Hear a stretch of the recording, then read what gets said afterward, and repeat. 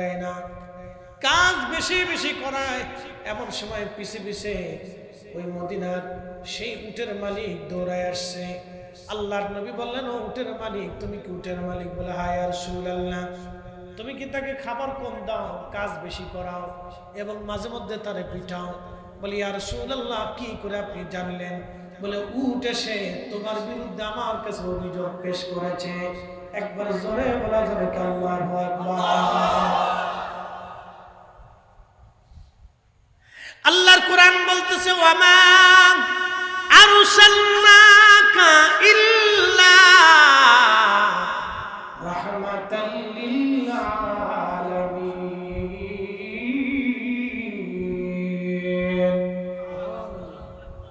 হুজুর, আপনাকে পাঠাইছি ইল্লা হরফ ইসতিসনা, গুরুত্ব প্রদান করার জন্য। আল্লাহ বাক্যের প্রথমে ব্যবহার করেন মাঝখানে, যেমন লা ইলাহা ইল্লাল্লাহ, আল্লাহ ছাড়া আর কোনো মাবুদ নাই, আল্লাহ ছাড়া কোনো খালিক নাই, আল্লাহ ছাড়া কোনো রব নাই। ইল্লাল্লাহ, আল্লাহ ছাড়া, ইল্লা শব্দ দিয়ে আল্লাহ, আল্লাহ ছাড়া যার কোনো মাবুদ নাই, এটাকে গুরুত্ব প্রদান করছেন। আল্লাহ পাক তাকিদ দিয়েছেন। ঠিক ওই রকম আল্লাহ বলেন, হাবিব, আপনাকে তামাম সৃষ্টির জন্য পাঠিয়েছি, ইল্লা শুধু এই জন্য যে রাহমাতুল লিল আলামিন, আপনি তামাম কুল কায়নাতের রহমত। একবার জোরে বলা যাবে কি ইয়া রাসূলুল্লাহ? কোরআন যদি বুঝেন তাহলে নবী চিনতে পারবেন নবী কি জিনিস। অনেকে আল্লাহ রাসূলের শান বুঝে না, বোঝার চেষ্টা করে না, কিন্তু কোরআন এতই চমৎকার করে আল্লাহ বুঝিয়ে দিলেন, হাবিব, আপনি তামাম কুল কায়নাতের জন্য রহমত।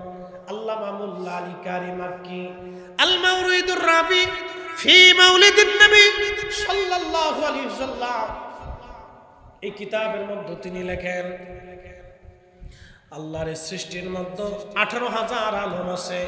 একটা দুইটা আলম না, 18,000 আলম।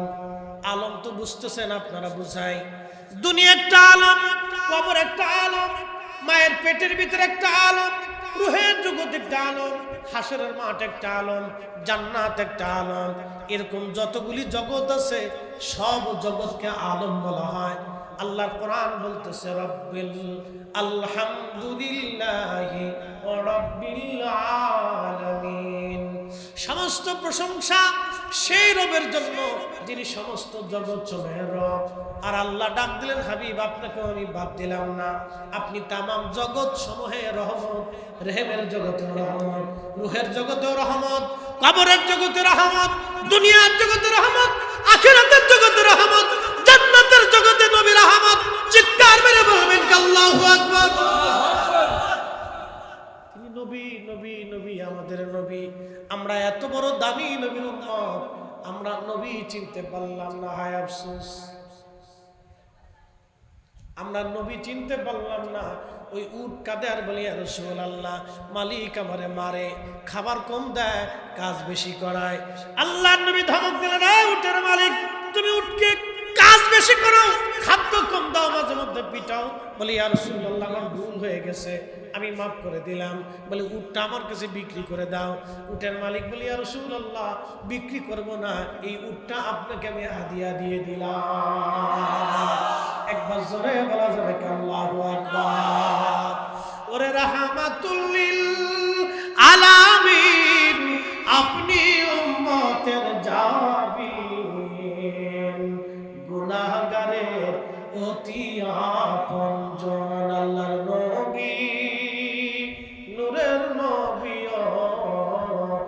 আপনি নবী আমার জীবনের জীবন। সালাতুন ইয়া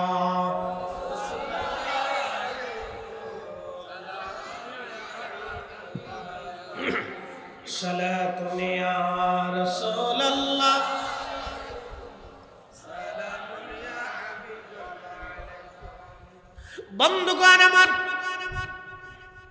আসেন, আমাকে বলা হয়েছে হুজুর একটু পিতামাতা সম্পর্কে আলোচনা করার জন্য। আমি এদিকে চলে যাব, কিন্তু আপনাদেরকে বুঝাই। তাহলে দুনিয়ার ছোট্ট জীবন আমাদের কাজ কি? এক নাম্বার কাজ হলো আল্লাহর আইন মেনে চলা, আল্লাহর নবীর কদমের গোলামি করা। কথা কোন ঠিক কিনা? এমন জীবন করিয়া গঠন, হাসিবে তুমি কাঁদিবে ভুবন। কোটি কোটি হাজার হাজার কোটি টাকার মালিক হয়ে লাভ নাই। আপনার একটা সন্তান, তাকে মানুষের মতো মানুষ বানান। আপনার একটা সন্তান, তাকে আদবওয়ালা বানান। আপনার একটা মেয়ে, তাকে আলেমা বানায় দেন, তাকে পর্দানিশীন বানান, তাকে ভদ্র বানান, তাকে শিক্ষিত বানান, তাকে ডাক্তার বানান, ইঞ্জিনিয়ার বানান, অথবা শিক্ষক বা শিক্ষিকা তাকে বানান। আপনার সন্তানটাকে আপনি প্রতিষ্ঠিত করেন, মানুষের মতো মানুষ বানান, তাহলে আপনার জীবন সার্থক হবে। আপনি নবীর সুন্নতের জীবনে রঙিন হয়ে যান, আপনি নবীর কদমের গোলাম হয়ে যান। যদি হতে পারে এটাই জীবনের সার্থকতা, নইলে জিন্দেগির 4 পয়সাও দাম নাই, 4 পয়সাও দাম নাই, 4 পয়সাও এই জীবনের দাম নাই, 4 পয়সাও জীবনের দাম নাই। বাড়িতে বৃদ্ধ মা খেদমত করতে থাকেন, বৃদ্ধ বাবা যা কিছু ভালো খাইতে মন চায় বাবাটারে খাওয়ান। রিজিক কি আমাদের হাতে না আল্লাহর হাতে? এই বৃদ্ধ বাবা মা যদি থাকে, ভালো কিছু যা খাইতে মন চায় বাবা মারে খাওয়ান। অনেক সময় বাবা মার ভালো কিছু খাইতে মন চায়, কিন্তু হয়তো আপনি চিন্তা করেন এখন যদি এত খরচা করি সামনে আরো কিছু আছে, নাই চিন্তা করতে হবে না। আব্বা আম্মার যদি ভালো কিছু খাইতে মন চায় আপনি খাওয়ান। বলে হুজুর কেন খাওয়াবো? আমি আপনার একটু বুঝাইতেছি কেন খাওয়াবেন। আপনাদের দেশে মুরগি আছে না নাই? মুরগি পালেন, অনেকে পালে। মুরগির দেখেন 10টা বাচ্চা হলো, ডিমের বাচ্চা হয়েছে। মুরগির পেট থেকে বাচ্চা বের হয় নাই, ডিম এসেছে, ডিম থেকে বাচ্চা ফুটলো। মুরগি কিন্তু বাচ্চারা দুধ পান করায় না। ওই মুরগিটা বাচ্চাদেরকে নিয়ে জঙ্গলের মধ্যে যাইয়া পা লড়ায় লড়ায়, ময়লা আবর্জনা ছিটায় ছিটায়, বাচ্চাদেরকে ঠুকায় ঠুকায় মুরগি বাচ্চাদেরকে খাওয়ায়। যদি ওই বাচ্চা ধরার জন্য কোনো চিল আসে অথবা কাক আসে বাচ্চা ধরার জন্য, তখন দেখবেন ওই মুরগিটা ওই চিলের সাথে বা কাকের সাথে মারামারি করে বাচ্চাটাকে বাঁচানোর জন্য। মুরগি একটা ডাক দেয়, ডাকের সাথে সাথে সব বাচ্চাগুলি মায়ের পাখনার নিচে চলে আসে। মুরগিটা তার পাখনাটা দিয়ে বাচ্চাদেরকে ঢেকে ধরে দাঁড়ায়। জীবন উপেক্ষা করে একটা মুরগি তার বাচ্চাদেরকে বাঁচায়, এটার নাম হলো মা। যেই মা আপনাকে ওইভাবে আগলে ধরে আপনাকে সারা জীবন বাঁচানোর চেষ্টা করলো, ওই মা ভালো খাইতে মন চায়, আপনি খাওয়াইলেন না, আপনি না খাওয়াইয়া টাকা জমা করে রাখলেন। আপনার মতো ব্যর্থ সন্তান আল্লাহর আসমানের নিচে আর কেউ হতে পারে না। কথা বলেন ঠিক কিনা? শুনে বুঝে যাবেন ওয়াজ কেন। আবার বলছি 100 বছর আগে যারা ছিল আজকে কেউ নেই। 100 বছর পরে আমরা আর কেউ থাকবো না। জমিন থাকবে, মাহফিল থাকবে, ওয়াজ থাকবে, কোরআন থাকবে, নামাজ হবে, আযান হবে, কিন্তু আমরা কেউ। তাহলে মাঝখানে ছোট্ট জীবনে আমাদের কাজ কি? আহসানু আমালা, ভালো কাজ, ভালো কাজ, ভালো কাজ, খুঁটে খুঁটে দেখে দেখে দেখে দেখে নবীর রঙে রঙিন হয়ে ভালো কাজগুলি করেন, ভালো কাজগুলি করেন, অমর হয়ে থাকবেন। ভালো কাজ করেন, অমর হয়ে থাকবেন। আমাদের কাজই হচ্ছে ভালো কাজ করা। প্রিয় উপস্থিতি আমার, খুবই মনোযোগের সাথে কথাগুলি শুনবেন। আল্লাহ রাব্বুল আলামিন কোরআন শরীফে আমাদেরকে বললেন, আমার বান্দারা আল্লাযী খালাকাল মাউতা ওয়াল হায়াতা লিয়াবলুয়াকুম, তোমাদের হায়াত ও মওতের মাঝখানে আমি আল্লাহ তোমাদেরকে পরীক্ষা করব। পরীক্ষা চলতেছে আমাদের জীবনে। কি পরীক্ষা চলতেছে? আইয়ুকুম আহসানু আমালা, কে ভালো আমল করো আমি আল্লাহ সেটা দেখব। কে ভালো আমল করো আমি আল্লাহ সেটা দেখব। কে ভালো আমল করো আমি আল্লাহ সেটা দেখব। ভালো আমল। আপনাদেরকে একটা প্রশ্ন করি, জবাব দিবেন। কেউ যদি শুয়োরের গোশত খেয়ে নামাজে দাঁড়ায়, নামাজ হবে? একসাথে বলে না, না হয় না, আরো জোরে বলে। যদি কাবা শরীফে দাঁড়ায়, মাকাম ইব্রাহিমে দাঁড়ায়, মসজিদের নববীর ভিতরে যেও দাঁড়ায়, নামাজ হবে? কারণ কি? ভিতরে নামা, ভিতরে নামা। দরবেশের টাকা চুরি করলো 36,000 কোটি। প্রত্যেক রমজানে 7 দিন দিয়ে ইতিকাফ করতো মক্কা। লাভ কি? 7 দিনে প্রত্যেক মক্কাতে রমজানে 7 দিন মক্কা ইতিকাফ করে আসছে। 10 দিন হেরেমে ইতিকাফ করতো, মসজিদে নববীতে ইতিকাফে বসতো।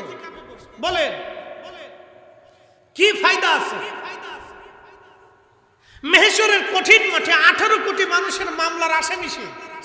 দুনিয়া তো আসামি আছে, দুনিয়াতে বিচার যদি নাও হয়, ধরেন হইল না, বিচার পাইলাম না, কিন্তু হাসরের মাঠে বিচার কর্নেওয়ালা মালিকের আদালতে 18 কোটি মানুষ, হিন্দু মুসলমান বৌদ্ধ খ্রিস্টান একসাথে মামলা করবে। আল্লাহ তার কাছে পাওনা পাইতাম। গরিব বলবে রব আমার সেই এই মাসের চাউলের টাকা নিয়ে গেছে, ওই অন্ধ বলবে রব আমার ভাতার টাকা নিয়ে গেছে, ওই গরিব অসুস্থ লোক বলবে রব আমার অসুস্থতার চিকিৎসার বরাদ্দ আসছিল সে নিয়ে চলে গেছে, ওই সরকারি ওষুধ আসছিল তারা চুরি করে বেঁচে কিনে আমার এই ওষুধটা খেতে দেয়নি। আল্লাহ আমার ওই কষ্টের ভিতরে আমি যন্ত্রণা ভোগ করে কত রাত অসুস্থতে ভুগছি। আল্লাহ আমার বান্দা আমার এই পাওনাটা তুমি রব আজকে বিচার দিলাম, আমরা বুঝাই দিতে কও। বলেন কোটি বছর ইবাদত করলে কি লাভ হবে? কোনো লাভ নাই। এই জন্য যে জীবনটা করলে আখিরাতের নাজাত হবে সেই জীবনটাই করা দরকার। কিন্তু বড় দুর্ভাগ্য কি আমাদের জানেন, এরা জীবনে ওয়াজ দেয় না, ওয়াজ শুনে না, ওয়াজে তারা বসেও। ওয়াজ যারা দেয় তারা হলো মধ্যবিত্ত নিম্নবিত্ত, ওয়াজ যারা শুনে তারা মধ্যবিত্ত নিম্নবিত্ত। আরো কিছু লোক যেমন চেয়ারম্যান সাহেবের মতো কিছু মানুষ যারা সহজ সরল ও বুঝে সুঝে না, এই আমার মতো বলো, তারাই মাহফিলে এসে বসে। কি কথা কন না কে? ভালো মানুষ এদেশে বলো দিয়েছে, আপনি চুরি করবেন না, ডাকাতি করবেন না, শেষরামি করবেন না, কোনো কিছুতে নাই। দেখবেন লোক সাদা সিধে মতো চলেন, নামাজ কালাম পড়েন, কারো ধমক টমক দেন না, গালি গালাজ পারেন না, মানসিক লোক আসলে বল কি কর কে বলো। আর সিটারি বাট্টরি করবেন কেন? খুব চালাক, বিরাট ও বিরাট চলে, বুঝতে পারছেন? দোষ আমাদেরও আছে, আমরা ভালোকে ভালো বলতে পারতেছি না। এই অ্যাটিটিউড মাইন্ডেড আমাদের নষ্ট হয়ে গেছে বাবা। এই জন্য আমাদেরকে ভালোকে ভালো বলতে হবে। আপনি আমেরিকাতে যান তো, অর্ধ উলঙ্গ মেয়ে হাফ প্যান্ট পরে রাস্তায় হাঁটতেছে, আপনি তাকে দিয়ে চুরি করাইতে পারবেন না। আমেরিকাতে যান তো, ইউনিভার্সিটির মেয়ে হাফ প্যান্ট পরে ইউনিভার্সিটিতে ক্লাস করতে আসছে, জিন্সের প্যান্ট পরে আসছে মেয়ে, ইসরায়েলের বিরুদ্ধে ফিলিস্তিনের পক্ষে তারা মিছিল দিতেছে। দেখেন কারণ কি? মানবতার জন্য। ওরা এই মানুষ মেরে ফেলতেছে, এটা অন্যায়। ওদের মতো অর্ধ উলঙ্গ মানুষ ওরা বলতেছে এটা অন্যায়, এটা অন্যায়। যেটা আমাদের প্রত্যেকটা মুসলমানের করা উচিত ছিল সেটা আজকে আমেরিকার খ্রিস্টানরা করলো। যেটা আমাদের সৌদি আরবের বাদশাহ করার কথা ছিল সেটা আজকে ব্রাজিল করতেছে। সেটা ব্রাজিলের প্রেসিডেন্ট করলো, সেটা কিউবার প্রেসিডেন্ট, ইকুয়েডরের প্রেসিডেন্ট ইসরায়েলের সাথে সম্পর্ক ছিন্ন করলো। যেটা করার কথা ছিল আরব আমিরাতের, সেটা করতেছে আজকে খ্রিস্টানেরা। কাফেরের দেশের মানুষ আজকে ইসরায়েলের সাথে সম্পর্ক ছিন্ন করলো, অথচ আমরা মুসলমানদের সাথে সম্পর্ক ছিন্ন করতে পারি নাই। কথা বলতে আমি হজে যায় দেখি কোকা-কোলা সৌদি আরবের মানুষ অধার সে মানে ঢগর ঢগর গিলি গিলি খাচ্ছে। আমার সামনে এনে দিচ্ছে, আমি কি আমাকে কোকা-কোলা দিলেন না বিষ দিলেন? আমি মরে যাবো না খেয়ে, এইটা খাবো না। সৌদি আরবের মানুষ এটা ঢক ঢক করে দিলে খায়, ও খাদ্য পারে। কিন্তু আমি বাঙালি বেহুশ, আমি মুসলমান, জন্ম নিয়েছি চোখের সামনে ফিলিস্তিনের নিরীহ মানুষ কত হাজার হাজার হাজার হাজার সন্তান আজকে এতিম হয়ে গেছে, পরিবার সহ নিশ্চিহ্ন হয়ে গেছে, চোখ নাই, হাত নাই, পা নাই। এই দৃশ্য দেখার পরেও আমি কোকা কোলা খাবো? আমাকে গুলি করো তো কোকা কোলা খাওয়া যাবে না, আমি বিষ খাবো তো কোকা কোলা খেতে পারবো না। কথা বলুন ঠিক না? হতেই পারে, খাচ্ছি। বুঝতে পারছেন আমরা অনেক সমস্যার ভিতরে আছি। উপায় কি? উপায় আমাদের, আমরা যতটুকু মেনে চলতে পারি, যতটুকু মেনে চলতে পারি, এছাড়া আমাদের কিয়ামতের ময়দানে বলতে পারবো আল্লাহ আমি ফিলিস্তিনের পক্ষে ইসরায়েলের বিরুদ্ধে গুলি করতে পারি, কিন্তু তার পণ্যটা আমি বয়কট করছি। আল্লাহ আমি তার জন্য দোয়া করছি, চোখের পানি ফেলছি, আমি মাহফিলে তার জন্য স্লোগান দিয়েছি। আল্লাহ কিয়ামতের ময়দানে এই হকের জন্য আল্লাহ আমাদেরকে মাফ করে দিতে পারে। কথা বলুন ঠিক কিনা? প্রিয় উপস্থিতি আমার, পটিয়ার মুসলমান খুব মনোযোগ দিয়ে শুনবেন। আজকে একটা ঘটনা শোনাবো আপনাদেরকে। যারা বাবা মাকে শ্রদ্ধা কম করেন, মহাব্বত কম করেন, শুনে যাবেন আজ, মনে রেখে যাবেন এই ওয়াজ, সারা জীবনের জন্য এই ঘটনাটা মনে রাখবেন। বিশ্ববিখ্যাত ইমাম আবুল ফারাজ ইবনুল জৌজি, ওনার একটা কিতাব আছে উমুরুল হিকায়াত। এই কিতাবের মধ্যে তিনি একটা ঘটনা লিখতেছেন। বিশ্ববিখ্যাত আল্লাহর একজন ওলি ছিলেন, তার নাম হযরত মালিক ইবনে দিনার আল ইরাকি আল বসরি রাহমাতুল্লাহি আলাইহি। হযরত মালিক ইবনে দিনার তিনি প্রত্যেক বছরে মক্কায় হজ করার জন্য ইরাকের বসরা থেকে আসতেন। এক বছর তিনি হজে আসলেন, হজ শেষ করলেন। হজ শেষ করার পরে আল্লাহর দরবারে দোয়া করলেন, আল্লাহ আপনি দয়া করে আমাকে জানান কার হজ হলো কার হজ হলো না, আপনি দয়া করে আমাকে একটু জানান আল্লাহ। উনি দোয়া করলেন, কান্নাকাটি করলেন, আল্লাহ এত মানুষ হজে আসলো কিন্তু দোয়া কবুল হলো কি হলো না জানা নাই। মনে রাখবেন হজের প্রথম দিন শুরু হয় আরাফাতের মাঠ দিয়ে। প্রথমে আপনি মিনাতে যাবেন, ওখান থেকে আপনি আরাফায় রওনা দিবেন। আরাফার ময়দানে হাজী যখন রব্বুল আলামিনের দরবারে হাত তুলে কান্দে, আমার আল্লাহ সাথে সাথে হাজীর জীবনের গুনাহ আল্লাহ মাফ করে দেয়। না হয় না, সুবহানাল্লাহ। শুধু গুনাহ মাফ হয় না, আরাফাতের মাঠে দোয়া কবুলের জায়গা। এখানে হাজী যখন কান্না করে আল্লাহ দোয়া কবুল করে নেয়। এই জন্য আরাফাতের ময়দানে যখন হাজিরা দোয়া শুরু হয়, কান্নার রোল পড়ে যায়, হাজিরা চিৎকার মেরে মেরে কান্না করতে থাকে। জীবনের সব অপরাধ সামনে নিয়ে কান্না করে আল্লাহ ভুল হয়ে গেছে। আরাফাতের মাঠে হাজী কান্না করে, বেশি পরিমাণে হাজির কান্নাটা আরাফাতের মাঠে হয়। আরাফাতের মাঠের দোয়া কখনো ফেরত আসে না। হযরত মালিক ইবনে দিনার দোয়া করলেন, রব লক্ষ লক্ষ হাজী তো হজ করলো, কিন্তু কার হজ কবুল হলো আজকে তো জানা নাই। আল্লাহ আপনি দয়া করে বলে দেন কার হজ কবুল হলো, কার হজ কবুল হলো না, আল্লাহ বলে দেন। আল্লাহ রাব্বুল আলামিন রাত্রি বেলা হযরত মালিক ইবনে দিনারকে স্বপ্ন দেখাইলেন, মালিক রে সবার হজ আমি আল্লাহ কবুল করেছি, সবার জীবনের গুনাহ আমি আল্লাহ মাফ করে দিয়েছি, কিন্তু একজন মানুষের দোয়া এবং একজন মানুষের হজ আমি আল্লাহ কবুল করি নাই, এবং একজন মানুষকে আমি আল্লাহ ক্ষমা করি নাই। লক্ষ লক্ষ মানুষ আমি মাফ করছি, কিন্তু একজনকে মাফ করি।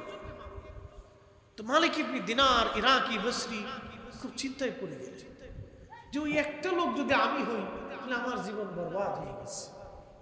ওলিরা তো সবসময় আল্লাহকে খুশি করার জন্য নিয়োজিত থাকতেন। একসাথে বলবেন না আল্লাহু আকবার। ওলিরা কাকে সন্তুষ্ট করতেন? আল্লাহকে এবং তার রাসূলকে। ওলিদের কাজই ছিল আল্লাহ তার রাসূলকে খুশি করা। কত পদ্ধতি দিয়ে তারা আল্লাহকে খুশি করত, যত পদ্ধতি ছিল সব পদ্ধতি দিয়ে তারা আল্লাহ এবং তার রাসূলকে খুশি করতেন। সবসময় তাদের কাজ ছিল আল্লাহ তার রাসূলকে খুশি করা। আর আমরা হইছি ব্যতিক্রম, আমাদের কাজ হলো খালি শয়তানকে খুশি করা, খালি শয়তানকে খুশি করা, যার কারণে আমরা ওলি হতে পারি। আমাদের কাজ হবে আল্লাহকে খুশি করা, শয়তানকে বেজার করা।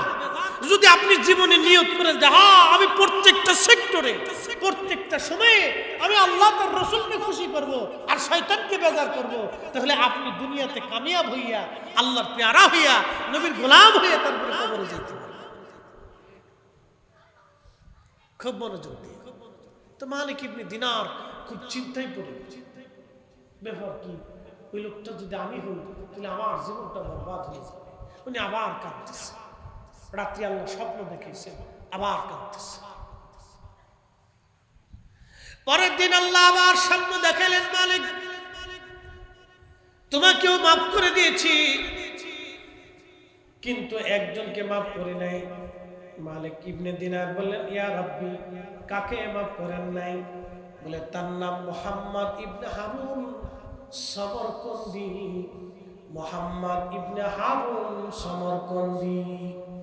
সমরকন্দ বর্তমান আফগানিস্তানের পার্শ্ববর্তী দেশের নাম উজবেকিস্তান। এই উজবেকিস্তানের একটা এলাকার নাম বুখারা। এই বুখারার পাশে শহরের নাম হচ্ছে সমরকন্দ। এই সমরকন্দে বাড়ি ছিল মুহাম্মদ ইবনে হারুন সমরকন্দি।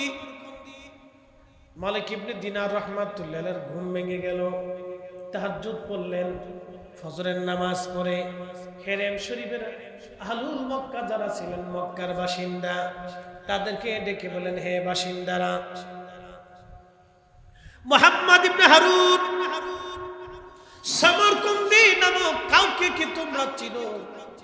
লোকেরা বলল, হ্যাঁ হুজুর, আমরা তার চিনি, সে মস্ত বড় বুজুর্গ, আমল করনেওয়ালা।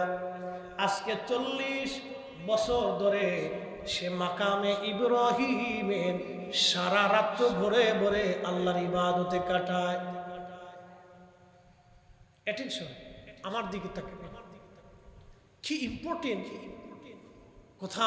40 বছর ধরে সে মাকামে ইব্রাহিমে সারা রাত্র ভরে ইবাদতে কাটায়। আমি আপনি যদি একটা বারের জন্য হেরেমে যাই, হেরেমে যাওয়ার পরে অনুভূতিটা একেবারেই পরিবর্তন হয়ে যায়, চেঞ্জ হয়ে যায়। তাওয়াফের সময় কত কোয়ালিটির নারী আপনার সাথে তাওয়াফ করে, আফ্রিকা, ইউরোপ, এশিয়া, আমেরিকা, 7 মহাদেশের মানুষ, 7 মহাদেশের মুসলমান নারী পুরুষ একসাথে তাওয়াফ চলতেছে, কিন্তু কেউ কারো দিকে ভুরুক্ষেপ করে না। একসাথে বলবেন না আল্লাহু আকবার। 7 মহাদেশের মানুষ একসাথে তাওয়াফ করতেছে,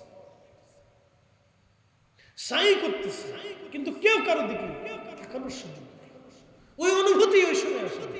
হেরেম শরীফে মাকাম ইব্রাহিম, কাবা ঘর ধরে যখন কান্নাকাটি করে, কি পুরুষ কি মহিলা, পাশে মহিলা খোদার ঘর ধরে কাঁদতেছে, পাশে যুবক খোদার ঘর ধরে কাঁদতেছে, কিন্তু নারীর দিকে তাকানোর কোনো অনুভূতি নেই।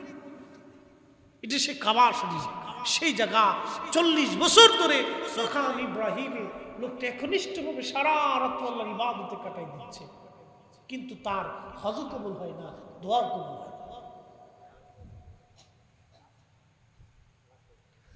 মালিক ইবনে দিনার আশ্চর্য হয়ে গেলেন, ব্যাপার কি?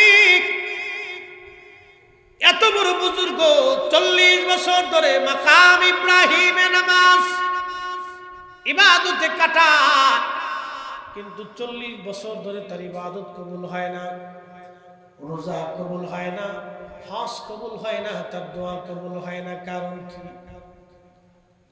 চিন্তায় বলল, ও লোকেরা, সে কোথায় আছে তোমরা কি জানো? বলে, হুজুর, রাত্রিবেলা সে মাকাম ইব্রাহিমে নামাজ পড়ে, কিন্তু দিনের ভাগে মক্কার বিরান ভূমি একটা এলাকা ছিল যেখানে জনমানবহীন শূন্য বিরান ভূমি বলা হতো। ওইখানে একটা গাছ ছিল, ওই গাছের নিচে সে সারাদিন আল্লাহর ইবাদতে কাটায়, আর রাত্রিবেলা মাকাম ইব্রাহিমে কাটায় দেয়। বলতেছে, লোকেরা, ওইখানে গেলে কি মুহাম্মদ ইবনে হারুন সমরকন্দিরে আমি পাবো? বলে, হ্যাঁ, ওইখানে গেলে আপনি অবশ্যই পাবেন। হাজরাতে মালিক ইবনে দিনার আল ইরাকি বসরি রাহমাতুল্লাহি আলাইহি তিনি চলে গেলেন সেই বিরান ভূমিতে। গাছের নিচে যা দেখলেন ডান হাত কাটা, একটা হাত তার নাই, একটা হাত তার নাই। আল্লাহর বান্দা গাছের নিচে দাঁড়ায়া দাঁড়ায়া নামাজ নামাজ পড়তেছে। হযরতে মালিক ইবনে দিনার আল ইরাকি বসরি রাহমাতুল্লাহি আলাইহি তিনি আস্তে করে সালাম দিয়ে তার পাশে বসে গেলেন। সে নামাজ শেষ করলো। নামাজ শেষ করার পরে সালামের জবাব দিয়ে বলল, হে আল্লাহর বান্দা, আপনার পরিচয় কি? কি জন্য আপনি আমার এখানে আসছেন? আমার এখানে তো সহসা কোনো ব্যক্তি আসে না, কারণ কি? কি প্রয়োজন আপনার বলেন। তখন হযরতে মালিক ইবনে দিনার বললেন, হে আল্লাহর বান্দা, আপনার নাম কি মুহাম্মদ ইবনে হারুন সমরকন্দি? বলে, হ্যাঁ, আমার নাম মুহাম্মদ ইবনে হারুন সমরকন্দি। বলে, হুজুর আপনার পরিচয় কি? আপনাকে তো চিনলাম না। বলে, আমার নাম মালিক ইবনে দিনার আল ইরাকি আল বসরি। তখন সমরকন্দি বলতেছে, হা হুজুর, আপনাকে চিনছি। আপনি ইরাকের জাহিদ এবং আবিদ। আপনি মস্ত বড় আল্লাহর ওলি। আপনি মস্ত বড় আল্লাহর বন্ধু। মালিক ইবনে দিনার বললেন, না, আমি আর কি আল্লাহর ওলি হলাম? আমি তো আল্লাহর ওলি হতে পারি নাই, আল্লাহর পেয়ারা হতে পারি নাই। আল্লাহর ওলি তো ছিলেন ওমর ইবনে আব্দুল আজিজ রাদিয়াল্লাহু আনহু, যাকে মুসলমানের দ্বিতীয় ওমর বলা হয়, ইসলামের প্রথম মুজাদ্দিদ যাকে বলা হয়। তিনি বাদশাহী পাওয়ার পরেও বাদশাহী নেন নাই, বাদশাহী পাওয়ার পরেও তিনি বাদশাহী করেন নাই। প্রশ্ন রাখতে পারেন মুফতি ফরিদি, ওমর ইবনে আব্দুল আজিজ বাদশাহী পাওয়ার পরেও বাদশাহী করেন নাই? হ্যাঁ, উনি 2 বছর খেলাফতের আসনে ছিলেন, মুসলিম মিল্লাতের খলিফা ছিলেন। শুনেন ওনার জীবনের আমানতদারিতা। ওনার একটা ছোট্ট বাচ্চাকে নিয়ে, স্ত্রী ফাতেমাকে নিয়ে উনি বাইতুল মালে গেলেন। বাইতুল মাল তো চিনছেন, রাষ্ট্রীয় কোষাগার, রাষ্ট্রীয় ধনাগার। ধরেন বাংলাদেশ ব্যাংক, বাংলাদেশ এটাও চুরি করছে, পুরে চুরি। আরে সর্বনাশ! আল্লাহ রাসূল বললেন, ও আমার উম্মত, তোমরা শুনে রাখো, কিয়ামতের আলামত সুগরা হলো যখন সরকারি কর্মচারী কর্মকর্তারা সরকারি সম্পদকে নিজের মতো ব্যবহার করবে, জনগণের জিনিস জনগণকে না দিয়ে নিজেদের কাজে ব্যবহার করবে। বুঝবা এটা কিয়ামতের আলামত, কিয়ামত ঘনায় গেছে। আর কিয়ামত বেশি দেরি নাই, এখন সেগুলি দেখা যায় বাস্তবে, তার প্রমাণ। কথা বলেন ঠিক কিনা? আমার দিকে তাকান, কষ্ট হচ্ছে? 10 মিনিট আর চলুক ইনশাল্লাহ, না কষ্ট হইতেছে? কেমন 12:30 আপ, প্রায় 40, 12টা 40, একটা বাজে হবে। চলুক আর একটু ইনশাল্লাহ, নাকি বলেন? চলবে? তাহলে একসাথে বলে তো আল্লাহু আকবার, নারে তাকবীর, নারে রিসালাত। বসে স্ত্রী কিনে বাইতুল মালে তো খেজুর আছে, আপেল আছে, কমলা আছে, গম আছে, জব আছে, এরকম অনেক কিছু বাইতুল মালে রাষ্ট্রীয় কোষাগারে জমা হয়েছে। তো না, ছোট্ট ছেলেটা দৌড়াইয়া, অ্যাটেনশন আমার দিকে দেখেন, ছোট্ট ছেলেটা দৌড়াইয়া বাইতুল মালের একটা আপেল ধরে মুখের মধ্যে দিয়ে দিচ্ছে। বাচ্চা